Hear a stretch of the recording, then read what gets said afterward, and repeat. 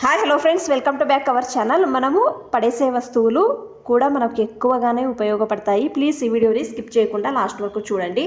ఆ టిప్స్ ఏమో అని చూద్దాము. టిప్ నెంబర్ 1, నేను ఇక్కడ ఒక వెల్లుల్లిని తీసుకొని పొట్టు తీసి చిన్న చిన్నగా కట్ చేసుకుంటున్నాను. సేఫ్టీ పిన్కి వేస్తున్నాను.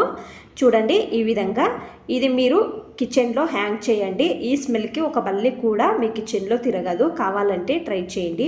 ఈ టిప్ అనేది బాగా హెల్ప్ అవుతుంది ఒకసారి.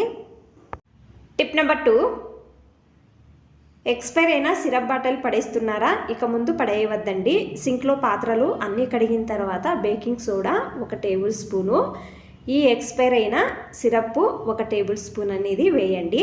ఒక 2 నిమిషాలు వదిలేయండి. వదిలేసిన తర్వాత వేడి నీళ్ళు వేయాలండి.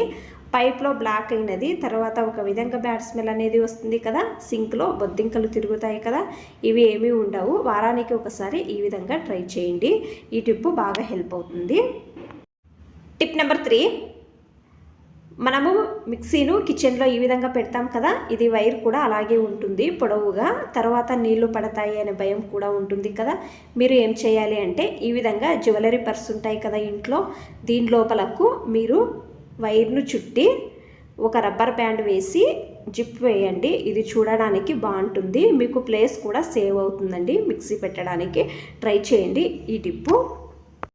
టిప్ నెంబర్ 4, ఆనియన్ను కట్ చేయాలన్నప్పుడు కళ్ళలో నీళ్లు వస్తాయి కదా, మీరు ఏం చేయాలి అంటే ఆనియన్ను కట్ చేసే ముందు కొంచెం చాకుకు వెనిగర్ను అప్లై చేసి ఆనియన్ను కట్ చేయండి. చూడండి, ఈ విధంగా మీకు ఎన్ని ఆనియన్స్ను కట్ చేసినా కూడా మీకు కళ్ళలో నీళ్లు రావండి. కావాలంటే ట్రై చేయండి. ఈ టిప్పు బాగా హెల్ప్ అవుతుంది ఒకసారి. టిప్ నెంబర్ 5, టమోటాలను మీరు తీసుకున్నప్పుడు కొంచెం పచ్చిగా ఉండే కాయలు తీసుకోండి, ఎక్కువ రోజులు ఉంటాయి. తర్వాత కుకింగ్ ఆయిల్ కొంచెం అప్లై చేయండి అన్ని టొమాటోలకు. ఈ విధంగా చేసి పెట్టడం వలన బయట పెట్టినా కూడా ఎక్కువ రోజులు బాలిక వస్తాయండి. ట్రై చేయండి.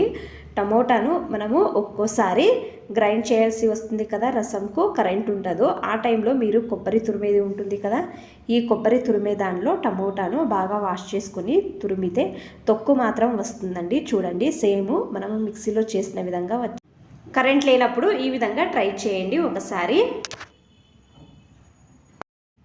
టిప్ నెంబర్ 6, సింక్లో పాత్రలు కడిగిన తర్వాత నారు ఈ విధంగా పెడతాం కదా మనము, తెల్లగా అవుతుంది. చూడండి, ఈ విధంగా మీరు వేస్ట్ది ఏదైనా ఈ విధంగా ఒక బాక్స్ తీసుకోండి. దీనికి మూత కట్ చేయాలి. తర్వాత ఒక 4 స్పూను వేడి చేసి వెనకాల హోల్ చేసుకోండి.